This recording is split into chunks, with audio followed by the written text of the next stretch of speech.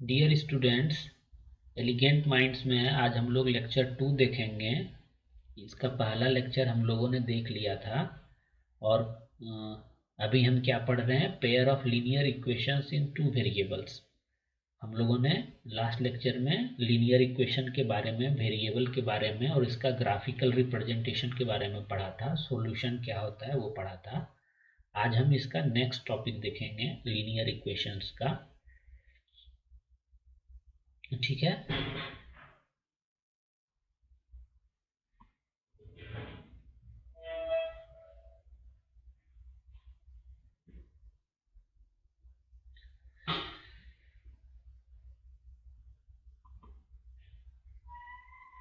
आज हम लोग कोफिशिएंट के बारे में देखने वाले थे कि कोफिशिएंट क्या होता है, और कोफिशिएंट के हेल्प से हम कैसे पता कर सकते हैं। लास्ट लेक्चर में हम लोगों ने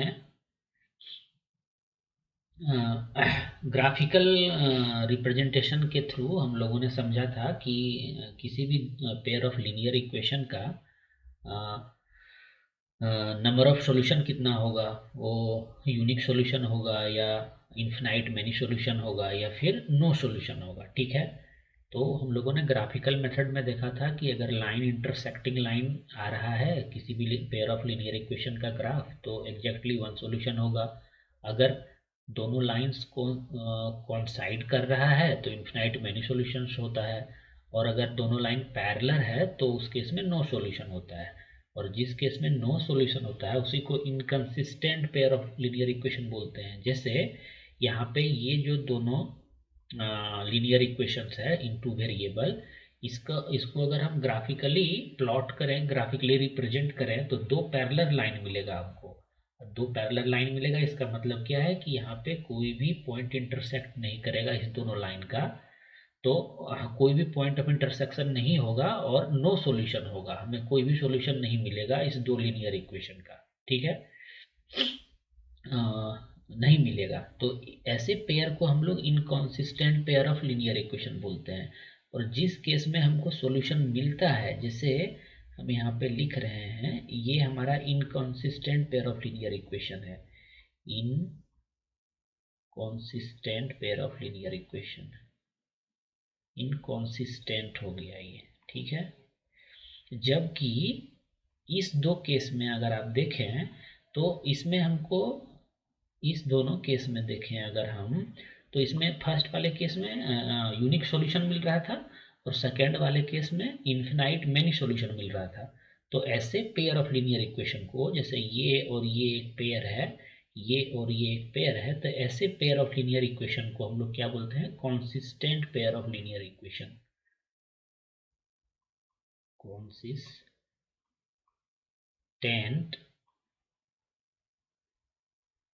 पेयर ऑफ लीनियर इक्वेशन। ठीक है। Consistent pair of linear equation है ये। अब हम लोग क्या देखने वाले हैं? ग्राफिकली हम लोगों ने तो देख लिया था। अब हम एक दूसरा, हमारे पास और भी मेथड्स है जिससे कि हम किसी भी पेयर ऑफ लीनियर इक्वेशन के बारे में उसके कोफिशिएंट को देख के समझ सकते हैं कि ये कैसा सॉल्यूशन दे रहा है, यूनिक सॉल्यूशन दे रहा है या मैनी सॉल्यूशन देगा या फिर नो सॉल्यूशन देगा। ठीक है। तो कॉफिशिएंट आप समझ रहे होंगे, जैसे कि इस इक्वेशन को अगर हम यहाँ पे लिखें, क्या है? 3x + 4y - 20 equal to 0। ये क्या है? एक लीनियर इक्वेशन है इन टू वेरिएबल। और यहाँ पे x का कोफिशिएंट क्या है? x का कोफिशिएंट 3 है, y का कोफिशिएंट 4 है।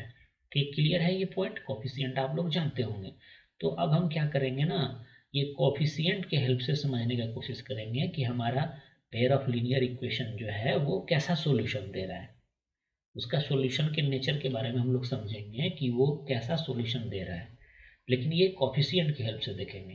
तो यहाँ पे देखिए आप, एक जनरलाइज फॉर्म में लिखा गया है। सॉरी,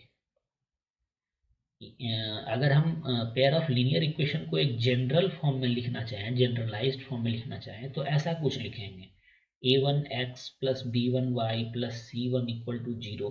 यहाँ पे x और y वेरिएबल्स है और a1 b1 एंड c1, ये सभी, c1 क्या है? कांस्टेंट है। इसको लिख ही लेते हैं, ज़्यादा क्लियर होगा। ये जो हमारा c1 है, या फिर यहाँ पे आप C2 देखें, ये दोनों क्या है, ये कांस्टेंट है इस लीनियर इक्वेशन का। ये दोनों C1 और C2 क्या है, कांस्टेंट है, इसको कांस्टेंट बोलते हैं।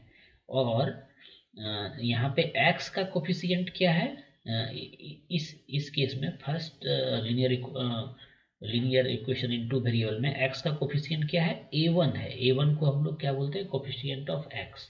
और b1 क्या हो जाएगा, कोफिशिएंट ऑफ y। उसी तरह इस लीनियर इक्वेशन में कोफिशिएंट ऑफ x क्या हो जाएगा, a2 हो जाएगा, और कोफिशिएंट ऑफ y b2 हो जाएगा। ये बहुत ही सिंपल है, ठीक है। तो अब हम क्या करेंगे कि इस कोफिशिएंट में देखेंगे कि क्या कोफिशिएंट के हेल्प से हम समझ सकते हैं कि हमारा जो पेयर ऑफ लीनियर इक्वेशन है वो कैसा सॉल्यूशन दे रहा है, ये समझने का प्रयास करेंगे, ठीक है। तो जैसे अगर हमारे पास दो लीनियर इक्वेशन है और उसका कोफिशिएंट के बीच में अगर ऐसा रिलेशन हो रहा है a1/a2 और is not equal to b1/b2 अगर होगा, उस केस में इंटरसेक्टिंग लाइन मिलेगा हमको। इंटरसेक्टिंग अगर लाइन मिल रहा है तो क्या कितना सॉल्यूशन होगा, वन सॉल्यूशन होगा, या यूनिक सॉल्यूशन इसी को बोलते हैं हम लोग। वन सॉल्यूशन बोले या यूनिक सॉल्यूशन बोले, ठीक है। तो अगर हमारा पेयर ऑफ लीनियर इक्वेशन का कोफिशिएंट के बीच में ऐसा रिलेशन होगा a1/a2 is not equal to b1/b2 होगा, तो उस केस में हमको वन सॉल्यूशन मिलेगा। और अगर सभी कोफिशिएंट और कांस्टेंट इक्वल हो जाए, a1/a2 b1/b2 और c1/c2 ये सभी इक्वल हो जाए, तो कोइंसिडेंट लाइन मिलेगा हमको। कोइंसिडेंट लाइन मिलेगा इसका मतलब क्या है, मेनी सॉल्यूशन मिलेगा हमको, ठीक है। मेनी सॉल्यूशन मिलेगा। कोइंसिडेंट हो गया मतलब वो हर एक पॉइंट पे इंटरसेक्ट कर रहा है एक दूसरे को, लाइन हर एक पॉइंट पे इंटरसेक्ट कर रहा है एक दूसरे को। और अगर हर एक पॉइंट पे इंटरसेक्ट कर रहा है तो मेनी सॉल्यूशन मिलेगा, सिंपल सी बात है। और अगर पैरेलल होगा तो कोफिशिएंट के बीच में कैसा रिलेशन होगा, a1/a2 इक्वल टू b1/b2 तो होगा, लेकिन वो कांस्टेंट के इक्वल नहीं होगा। इस केस में क्या हो जाएगा, नो सॉल्यूशन हो जाएगा, ठीक है। यही आपके बुक में दिया हुआ है, इस केस में नो सॉल्यूशन हो जाएगा, ठीक है। अब अब हम कुछ प्रॉब्लम लेंगे और उसको सॉल्व करने का प्रयास करेंगे, ठीक है। तो अच्छे से क्लियर होगा हमारा पॉइंट जो हम बोलना चाह रहे हैं। जैसे ये फर्स्ट एग्जांपल जो लिया गया है, ये क्या है कि check graphically whether the pair of equation this and this is consistent. Consistent pair of, consistent है कि नहीं है, ये pair of linear equation consistent है कि नहीं है। If so solve them graphically. लेकिन आपको जो सॉल्व करना है ग्राफिकली चेक करना है ये कि ये कॉन्सिस्टेंट है कि नहीं है, और सॉल्व भी करना है ग्राफिकली। इसको सॉल्व करना है मतलब क्या, सॉल्यूशन आपको फाइंड करना है ग्राफिकली, इसका सॉल्यूशन क्या होगा, इस पेयर ऑफ लीनियर इक्वेशन का सॉल्यूशन क्या होगा, ये आपको ग्राफिकली फाइंड भी करना है, ठीक है। पहले तो चेक करना है कि ये कॉन्सिस्टेंट है कि नहीं है। कॉन्सिस्टेंट कहने का मतलब क्या है कि एटलीस्ट वन सॉल्यूशन इसका होना चाहिए, एटलीस्ट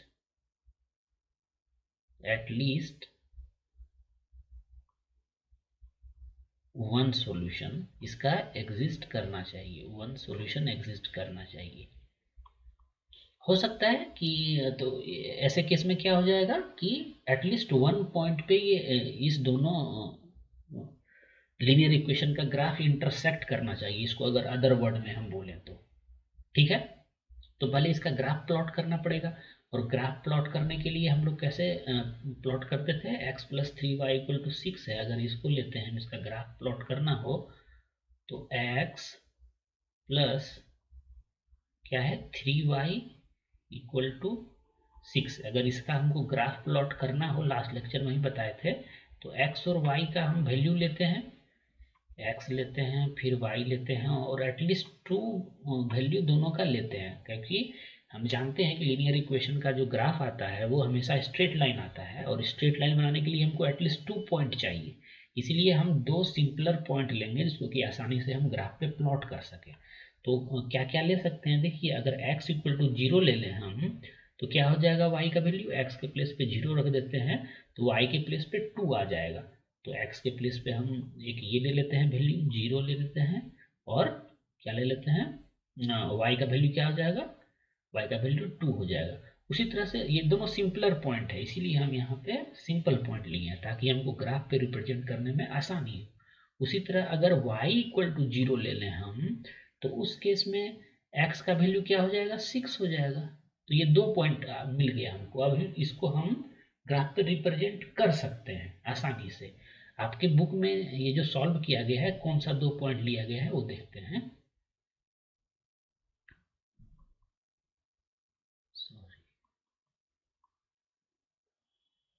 जैसे यहाँ पे इसको रिप्रेजेंट करने के लिए क्या लिया गया है, ये लास्ट लेक्चर में भी देखा था हम लोगों ने, लेकिन बस एक देखे थे, हम दोनों नहीं देखे थे। तो जो हमारा फर्स्ट इक्वेशन था x plus 3y equal to 6, ये इसका टेबल बनाया गया है। x plus 3y equal to 6 का ये टेबल बना है। ठीक है, x का ले लिया यहाँ पे y को लिया।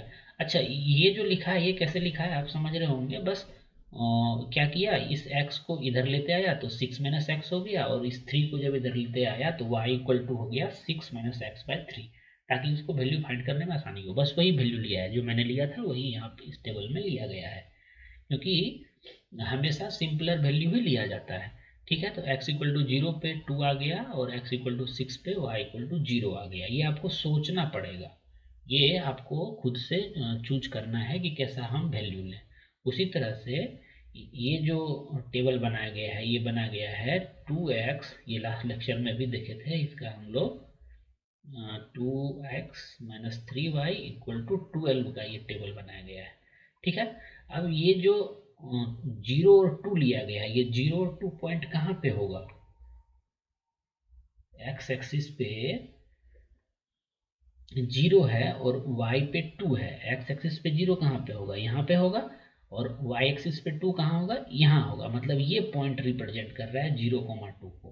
तो देखिए यहाँ पे लिखा भी है 0,2। उसी तरह 6,0 किस कहाँ पे रिप्रेजेंट होगा, 6,0, मतलब x एक्सिस पे 6, x एक्सिस पे 6 जाएंगे, देखिए यहाँ पे है 6 x एक्सिस पे, और y equal to 0, y equal to 0 इसी पॉइंट पे होगा। तो यहाँ इस पॉइंट को 6,0 से रिप्रेजेंट किया गया है। ठीक है, अब ये 2 पॉइंट हमको मिल गया, इस दोनों पॉइंट को अगर हम ज्वाइन करेंगे तो इस इक्वेशन, लीनियर इक्वेशन का ये हमको ग्राफ मिल गया। ठीक है, अब अगर इसका ग्राफ ड्रॉ करना हो तो लास्ट लेक्चर में भी ड्रॉ किए थे, उसी तरह से ड्रॉ कर दिए। अब देखिए ये दोनों लाइन जो है, एक तो ये लाइन, एक ये लाइन, और ये दोनों लाइन क्या इंटरसेक्टिंग लाइन है, या कोइंसाइड लाइन है, या कोइंसिडेंट लाइन है, या फिर पैरेलल लाइन है, ये कैसा लाइन है, आपको कैसा लग रहा है, क्योंकि ये दोनों लाइन एक दूसरे को इंटरसेक्ट कर रहा है, इंटरसेक्टिंग लाइन है। अब अगर इंटरसेक्टिंग लाइन है तो इसका कितना सॉल्यूशन होगा, 1 सॉल्यूशन होगा। ये अभी हम लोग देखे हैं, क्योंकि इसका नंबर ऑफ इंटरसेक्शन, मतलब पॉइंट ऑफ इंटरसेक्शन कितना है, इस दोनों लाइन का 1 है, तो 1 सॉल्यूशन होगा। ठीक है, अब ये जो दोनों इक्वेशन था हमारा लीनियर इक्वेशन, इसका अगर सॉल्यूशन हमको फाइंड करना हो ग्राफिकली कि सॉल्यूशन क्या होगा, तब क्या करेंगे, जहाँ पे ये इंटरसेक्ट किया है दोनों लाइन, उस इंटरसेक्टिंग पॉइंट का जो कोऑर्डिनेट होगा वही इस दोनों पेयर ऑफ लीनियर इक्वेशन का सॉल्यूशन हो जाएगा।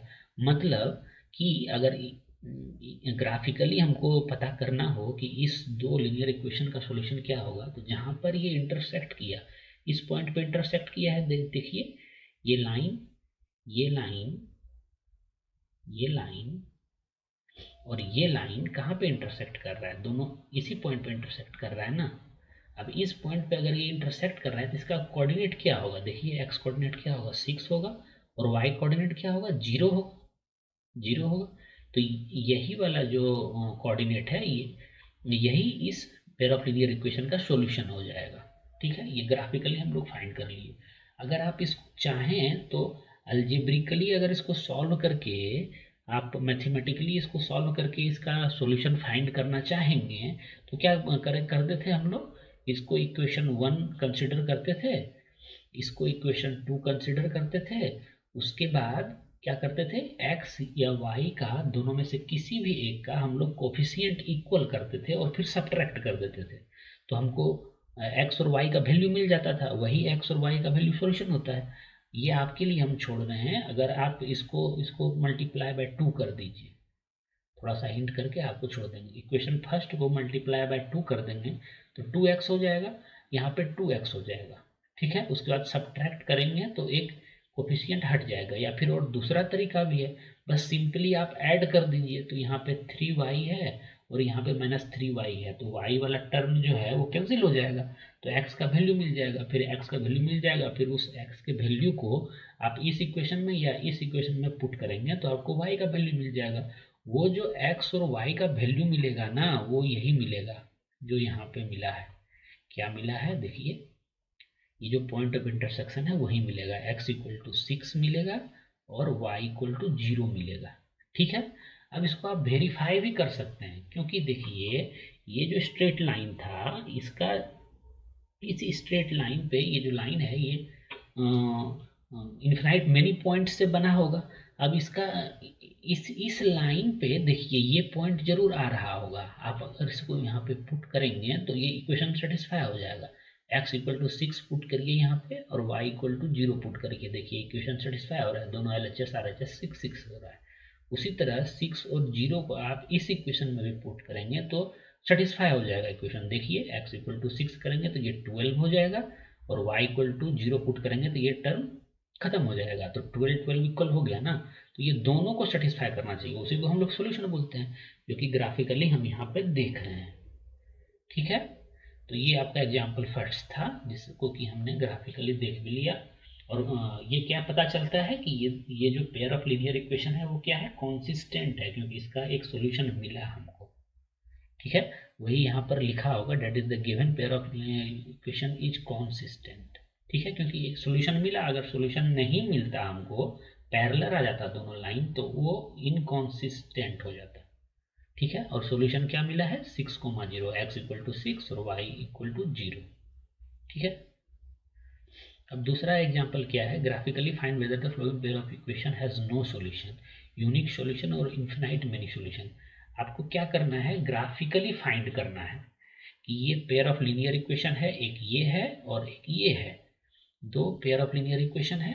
थोड़ा ये टेढ़ा है लेकिन कोई बात नहीं है, जिसको भी उसी मेथड से सॉल्व कर सकते हैं हम लोग। तो इसमें क्या चेक करना है कि ये पेयर ऑफ लीनियर इक्वेशन का क्या ये सॉल्यूशन नो सॉल्यूशन होगा, यूनिक सॉल्यूशन होगा या इन्फिनाइट मेनी सॉल्यूशन होगा। ये आपको क्या करना है, ग्राफिकली फाइंड करना है। तो ग्राफिकली जब भी फाइंड करना है तो फिर हमको ग्राफ ही बनाना पड़ेगा।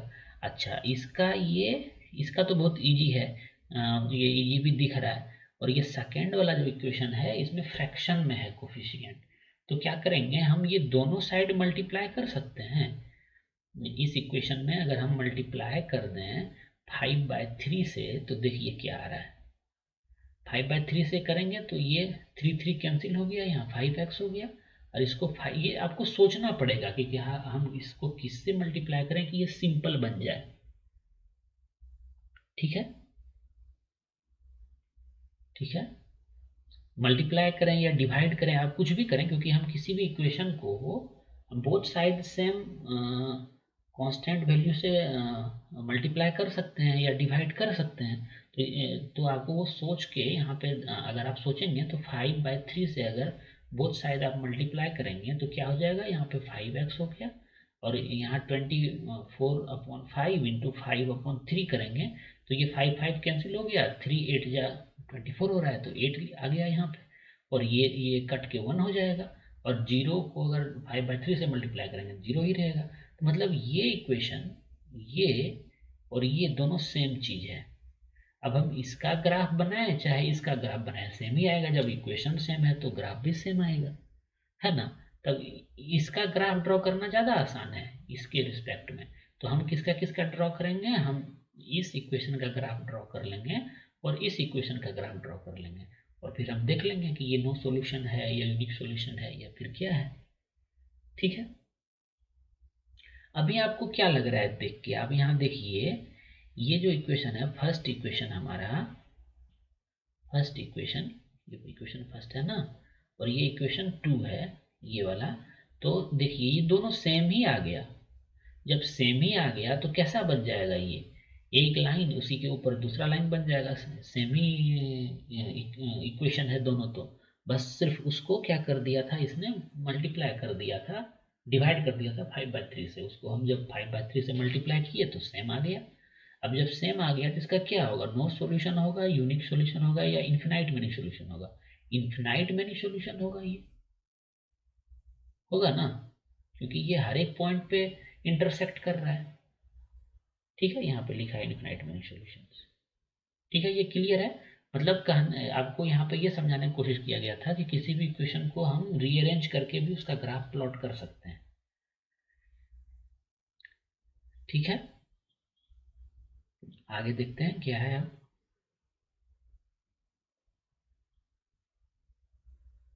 आगे, let us denote the number of plant by X and, ओ तो सॉल्यूशन ही दे दिया। ओ यहाँ पे क्वेश्चन है, Champa went to sale to purchase some plant and sorry some pants and skirts. When her friend asked her how many of each she had bought, she answered, the number of skirt is two less than twice the number of pant purchased. Also the number of skirt is four less than four times the number of pant purchased. Help her friend to find out how many pant and skirt Champa bought. देखिए कितना ये real life से related ये problem आपको दिया गया है। Problem तो बहुत अच्छा है।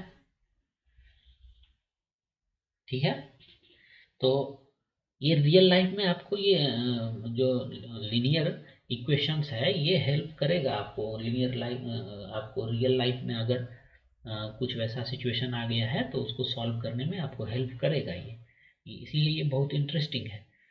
तो इसको सॉल्व कर लिया जाए।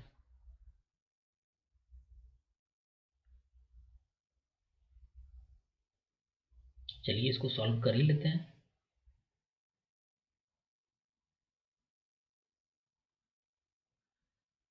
जैसे यहाँ पे क्या है क्वेश्चन में, Champa went to a sale to purchase some pants and skirts. इसने चंपा ने क्या किया कि कुछ पैंट्स खरीदा है और कुछ स्कर्ट्स भी खरीदा है, और उसके एक फ्रेंड ने जब उससे पूछा कि कितना खरीदे हो तुम, तो उसने डायरेक्टली आंसर नहीं दिया। उसने क्या क्या आंसर दिया, the number of skirt is two less than twice the number of pant purchase. तो आपको यहाँ पे क्या करना है ना, वेरिएबल मान लेना है, क्योंकि हमको पता नहीं है कि नंबर ऑफ स्कर्ट कितना है और नंबर ऑफ पैंट्स कितना है। तो हम एक एक्स मान लेंगे और एक वाई मान लेंगे। नंबर ऑफ स्कर्ट जो है उसको एक्स मान लेते हैं, और नंबर ऑफ पैंट्स को वाई मान लेते हैं। आपके बुक में क्या माना है, let us denote the number of pant by X. अच्छा, pant by X and number of skirt by Y, वही यहाँ पे किया है। उसके बाद ये इक्वेशन को फॉर्म करने का कोशिश किया है, y इक्वल टू 2x-2 यहाँ पे लाया ना, ये देख लेते हैं कैसे आया है। y इक्वल टू क्या लाया है ये, 2x-2, 2x-2 ये कैसे लाया ये समझना है। तो हम किसको, x जो था हमारा क्या था, नंबर ऑफ स्कर्ट था ना, इसको हमने लेट किया था कि नंबर ऑफ स्कर्ट्स कितना है, x है, और y क्या है, नंबर ऑफ पैंट्स है, ये हमने एज्यूम किया था। ठीक है, तो अभी इस स्टेटमेंट के हेल्प से हम क्या बनाएंगे, एक लीनियर इक्वेशन बनाएंगे। अच्छा देख लेते हैं, the number of skirt is two less than the twice the number of pants purchase.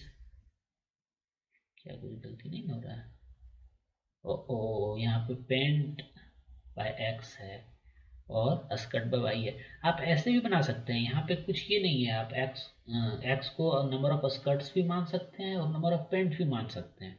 ठीक है, हम यहाँ पे नहीं मानेंगे डिफरेंट, क्योंकि यहाँ पे जो सॉल्व किया गया है वो एक्स को पेंट माना गया है और वाई को स्कर्ट माना गया है।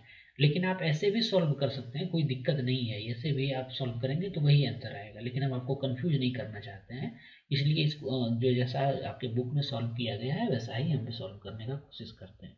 ठीक है, तो इसको डिलीट कर देते हैं, इस पोर्शन को डिलीट कर दिए और इस पोर्शन को डिलीट कर दिए। ये जो है x जो है नंबर ऑफ पेंट्स है और y जो है नंबर ऑफ स्कर्ट्स है। अब इस स्टेटमेंट को देखिए, the number of skirt is two less than twice the number of pants. तो twice the number of pant मतलब क्या, x का ट्वाइस क्या होगा, 2x होगा। Less the number of skirt, number of skirt क्या है, y है, तो यहाँ पे ऐसे लिख सकते हैं नंबर ऑफ स्कर्ट, इसको हम लीनियर इक्वेशन के टर्म में लिख रहे हैं। तो नंबर ऑफ स्कर्ट है ना, तो स्कर्ट किसको माने, वाई को माने। Number of skirt is equal to is two less than twice the number of pants. तो नंबर ऑफ पेंट क्या हो जाएगा, 2x हो जाएगा, twice the number of pant 2x हो जाएगा। और ये y जो है किसके इक्वल है, इससे टू लेस है, यही बोल रहा है ना। देखिए, the number of skirt is two less than the twice the number of pants. Twice the number of pant 2x हो गया, इसमें टू लेस करेंगे तो वही नंबर ऑफ स्कर्ट के इक्वल होगा। तो हमारा ये एक लीनियर इक्वेशन बन गया एक ये। और दूसरा अगर हम देखें तो एक और स्टेटमेंट बताया है, इसने क्या बताया है, the number of skirts is 4 less than the 4 times the number of pant purchase. The number of skirt, skirt किसको माने हैं हम लोग, वाई को माने हैं। The number of skirt is 4 less than 4 times the number of pants. Number of pant क्या है, एक्स है, तो 4x हो जाएगा। 4 less than the 4 times the number of pant, तो इसमें लेस करके 4। ये हमारा दो लीनियर इक्वेशन मिल गया हमको। अब इस दोनों लीनियर इक्वेशन को आप अगर ग्राफिकली सॉल्व करना चाहें तो ग्राफिकली सॉल्व करके आप इसका सॉल्यूशन निकाल सकते हैं, एक्स और वाई का वैल्यू निकाल सकते हैं। अगर आप ग्राफिकली सॉल्व नहीं करना चाहते हैं तो सिंपली आप इसको जैसे मैथमेटिकली सॉल्व करके भी निकाल सकते हैं, दोनों से सेम आंसर आएगा। आप कैसा निकालना चाहते हैं, यहाँ पे कुछ बोला है क्या।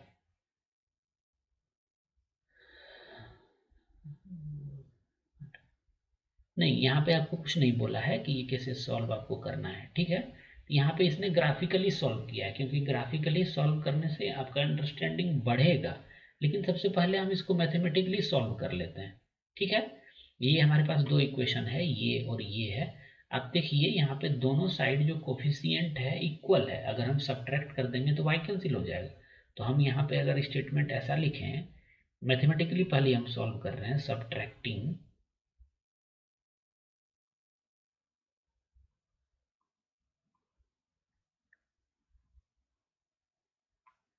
Equation 1 equation 2 in equation 1। ठीक है, तो कैसे लिखेंगे हम लोग, y equal to 2x minus 2, ये इक्वेशन 1 था, और इसमें हम सब्ट्रैक्ट कर रहे हैं दूसरे इक्वेशन को यहाँ से, y equal to 4x minus 4। इसको अगर आप सब्ट्रैक्ट करेंगे तो क्या हो जाएगा, सब्ट्रैक्ट करते थे तो इसका यहाँ पे पॉजिटिव साइन है, ये नेगेटिव हो जाएगा, ये भी नेगेटिव हो जाएगा और ये पॉजिटिव होगा। उसके बाद ऐड करते थे तो y माइनस वाई जो है ये तो जीरो हो जाएगा सब्ट्रैक्ट होके। और इधर क्या हो जाएगा, 2x माइनस 4x क्या हो जाएगा, माइनस 2x हो जाएगा। और यहाँ पे क्या हो जाएगा, माइनस 2 प्लस 4 क्या हो जाएगा, प्लस 2 हो जाएगा। ठीक है, अब इसको अगर आप फर्दर सॉल्व करेंगे तो माइनस 2x को अगर इधर लेके आते हैं तो क्या हो जाएगा, 2x इक्वल टू 2 हो जाएगा। और x इक्वल टू क्या हो जाएगा, x इक्वल टू 1 आ गया। अब x इक्वल टू 1 आ गया, अब 1 को आप इस दोनों में से किसी में भी एक में रख सकते हैं, कोई दिक्कत नहीं है। चलिए इसमें रख लेते हैं, इसमें रख लेते हैं x इक्वल टू 1। तो यहाँ पे अगर x इक्वल टू 1 रखेंगे तो y इक्वल टू क्या हो जाएगा, x के प्लेस पे 1 रखेंगे, 2 इंटू 1 2 हो जाएगा ये, माइनस 2। तो y इक्वल टू 0 आ गया। ठीक है ना, कुछ गलती तो नहीं कर रहे हैं ना। x इक्वल टू, हाँ y इक्वल टू 0 ही आएगा यहाँ पे। तो देखें क्या आंसर दिया है, टू लाइन इंटरसेक्टेड एंड 0। ठीक है, इसका मतलब क्या है कि x इक्वल टू 1 और y इक्वल टू 0 हमारा आंसर आया। x इक्वल टू 1 और y इक्वल टू 0। अब हम देख लेते हैं x किसको हम माने थे और y किसको माने थे। x माने थे पैंट को और y माने थे स्कर्ट को। ये नंबर ऑफ स्कर्ट आ गया और ये नंबर ऑफ पैंट आ गया।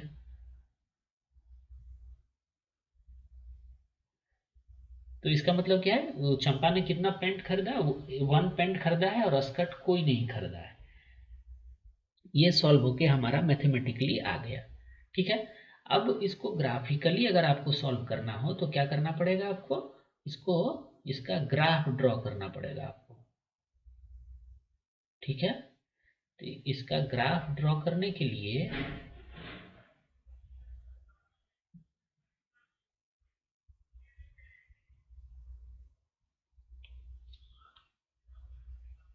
इसका ग्राफ ड्रॉ करने के लिए क्या करना पड़ेगा, उसी तरह से टेबल बनाना पड़ेगा आपको। ठीक है, उसी तरह से टेबल बनाना पड़ेगा। अच्छा, यहाँ पे आप कंफ्यूज मत होइएगा, ये दोनों सेम इक्वेशन नहीं है। आपको ये हो सकता है लगे दिखने में कि हम यहाँ से 2 कॉमन ले लेंगे, 2x-2 आ रहा है। लेकिन ये अगर आप इसको ऐसे लिखेंगे, अगर जनरलाइज फॉर्म में लिखेंगे तो आप क्या लिख सकते हैं, इसी को अगर रीअरेंज करके लिखेंगे तो y minus 2x plus 2 equal to 0 लिखेंगे इक्वेशन फर्स्ट को। और सेकेंड को अगर जनरलाइज फॉर्म में लिखेंगे तो क्या लिखेंगे, y minus 4x plus 4 equal to 0 लिखेंगे। ठीक है, ये देखिए दोनों सेम इक्वेशन नहीं है। अब यहाँ कॉमन आप लेंगे तो y का कोफिशिएंट चेंज हो जाएगा। ठीक है, तो उसी तरह 2 पॉइंट लिया गया है और इसका ग्राफ ड्रॉ किया गया है। अब ये दोनों लाइन जहाँ पे इंटरसेक्ट करेगा, यहाँ पे इंटरसेक्ट कर रहा है। ठीक है, वही इस पेयर ऑफ लीनियर इक्वेशन का सॉल्यूशन हो जाएगा। मतलब एक पॉइंट पे इंटरसेक्ट कर रहा है तो 1 सॉल्यूशन होगा, और जिस पॉइंट पे इंटरसेक्ट कर रहा है उस पॉइंट का जो कोऑर्डिनेट होगा, जैसे इस केस में 1,0 आ रहा है तो x का वैल्यू 1 हो गया, y का वैल्यू 0 हो गया। तो x इक्वल टू 1 हो गया और y इक्वल टू 0 हो गया। ठीक है, यही तो हम मैथमेटिकली भी सॉल्व करके लाए थे, x equal to 1 y equal to 0। तो आप इसको ग्राफिकली भी ये कर सकते हैं और मैथमेटिकली भी सॉल्व कर सकते हैं। ठीक है, इसमें दिक्कत नहीं होना चाहिए, आपको हम ये चीज़ करके दिखा दिए हैं। अब हम लोग नेक्स्ट लेक्चर में इसका जो एक्सरसाइज है उसको करेंगे हम। ठीक है ना, नेक्स्ट लेक्चर में इसके एक्सरसाइज को करेंगे। और नेक्स्ट लेक्चर में इसके एक्सरसाइज को करना है हमको। और आज का सवाल जो है आपके लिए वो कुछ इस प्रकार से है, बता रहे हैं कि आज ये कौन सा सवाल है जिसका आंसर आपको देना है कमेंट में। हम एक पेयर ऑफ लीनियर इक्वेशन लिख रहे हैं, आपको ये बताना है कि ये कॉन्सिस्टेंट है कि इनकॉन्सिस्टेंट है। ठीक है, minus 2x plus 2y plus 1 equal to 0। एक हमारा ये लीनियर इक्वेशन है इन टू वेरिएबल, और एक हम दूसरा लिख रहे हैं x plus 3y minus 2 equal to 0।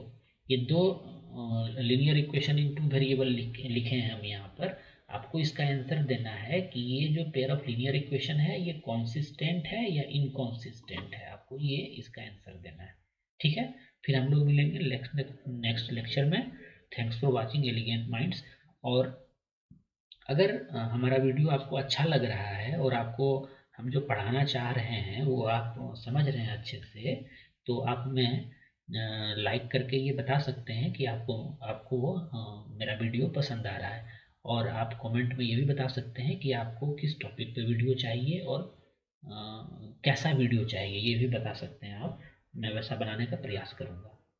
ठीक है, मिलते हैं नेक्स्ट लेक्चर में।